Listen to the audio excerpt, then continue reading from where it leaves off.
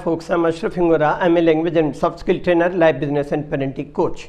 English breakfast with Ashraf में आज हम पास्ट परफेक्ट कंटिन्यूअस टेंस का अध्ययन करेंगे।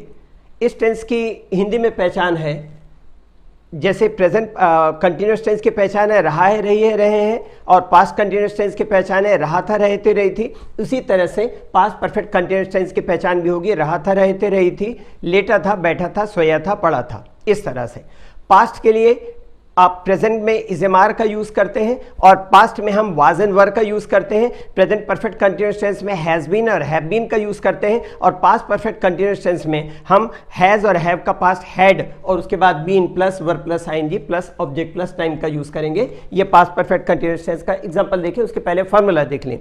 Subject plus had been plus verb plus ING plus object plus time. Since और फॉर का यूज करते हैं जैसे प्रेजेंट परफेक्ट कंटिन्यूअस टेंस में, यहां पर भी सिंस एंड फॉर का उसी तरह से इस्तेमाल होगा। निश्चित समय पॉइंट ऑफ टाइम के लिए सिंस का यूज करेंगे, जैसे नेम ऑफ डेज दिनों के नाम के पहले सिंस, नेम ऑफ मंथ्स महीनों के नाम के पहले सिंस, पर्टिकुलर टाइम के पहले सिंस, पर्टिकुलर ईयर के पहले सिंस और particular time period like morning, noon, evening, इनके पहले सिंस। उसके अलावा फॉर का यूज करेंगे for 2 weeks, for 3 months, for 5 years etcetera. देखिए example, he had been sleeping for 2 hours before I came. तो पास्ट परफेक्ट कंटिन्यूअस टेंस में अगर कोई दूसरा क्लॉज होगा, दूसरा उपवाक्य होगा, तो वो पास्ट इंडेफिनिट टेंस में होगा। मेरे आने से पहले वह 2 घंटे से सो रहा था। अब यहां पर थोड़ा सा इसको समझ ले, इसलिए आप लोग को मैं वर्बली बोलूं ध्यान ना रहे तो मैंने उसको लिख भी दिया, चाहे तो आप स्क्रीनशॉट भी उसका ले लें, समझने के लिए काम आएगा। जिस तरह से सिंपल पास्ट का continuous form present participle plus verb plus, present participle मतलब होता है वर्ब प्लस आईएनजी जो हम कंटिन्यूअस टेंस में यूज करते हैं, कि पहले past form of helping verb B, तो बी जो होता है उसका प्रेजेंट फॉर्म होता है इज़ेमार, बी का पास्ट फॉर्म होता है वाज एंड वर, लगा कर बनाया जाता है।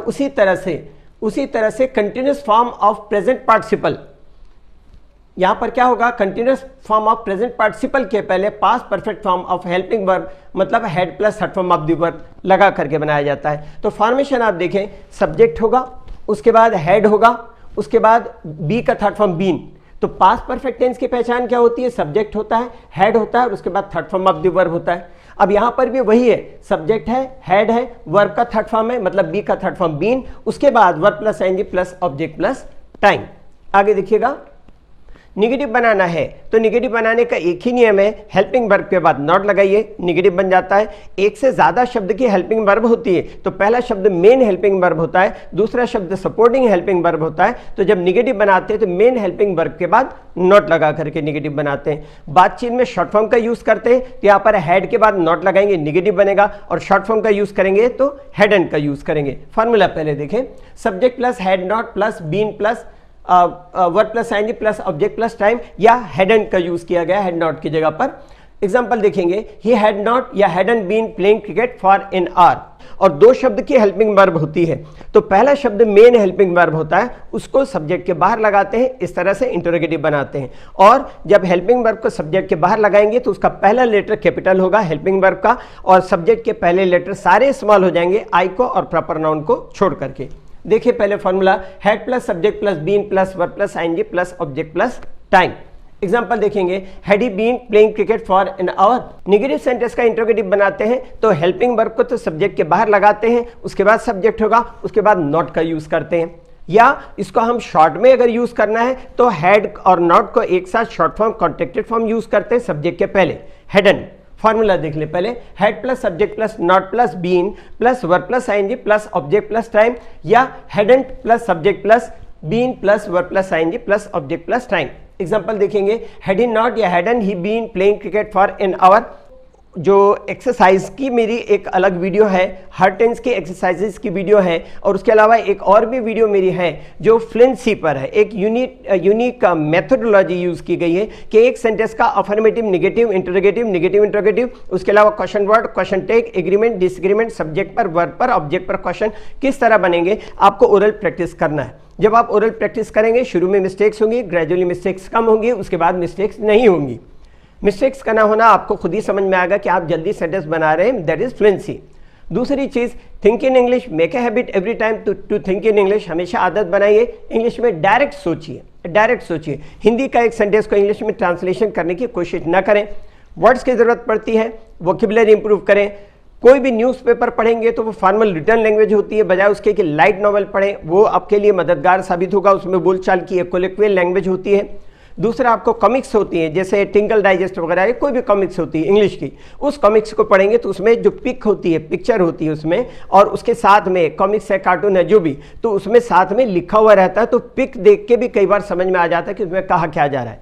और आपको अगर उसके बाद भी डिफिकल्टी आएगी, कहीं ना कहीं सेंटेंसेस की वेराइटीज होती हैं, कैसे बनता है ये सेंटेंस, कैसे बना, इसका कंस्ट्रक्शन कैसे हुआ, या आप अगर सोचते हैं इंग्लिश में कोई ऐसा सेंटेंस आएगा निश्चित रूप से कि दुश्मनों को तो छोड़ो मेरे सगे भाई ने मेरी मदद नहीं की, दोस्तों को तो छोड़ो मेरे सगे भाई ने मेरी मदद नहीं की, और दोस्तों को कौन कहे, या ऐसे कुछ कंस्ट्रक्शन आते हैं, ऐसा लगता है यार ये कैसे बनेगा। तो ये उसके लिए आपको इस बुक को फॉलो करना है। मैं इस बुक को रिकमेंड इसलिए नहीं कर रहा हूँ क्योंकि ये मेरी बुक है, बल्कि रिकमेंड करने के पीछे ये है रीज़न कि सिंपल सा फॉर्मूला सहित हर चीज़ को एक्सप्लेन किया हुआ है। खास करके इसमें एक इंपॉर्टेंट पार्ट हुआ है डिस्कोर्स मार्कर। ये आपको पूरी दुनिया की किसी बुक में नहीं मिलेगा, क्योंकि मैंने इसके पहले की वीडियो में भी कहा कि इंग्लिश लैंग्वेज पर कोई लेखक है जो इंग्लिश ग्रामर या फ्लुएंसी पर अगर मान लीजिए बुक लिखता है तो वो ऑथर प्लस कंपाइलर होता है, संकलन करता। हम ग्रामर के नियम में कोई चेंज नहीं कर सकते। हाँ, हमने जो डिस्कोर्स मार्कर जो कलेक्ट किया है, जो उसका संकलन किया है, वो आपको दुनिया की किसी बुक में नहीं मिलेगा।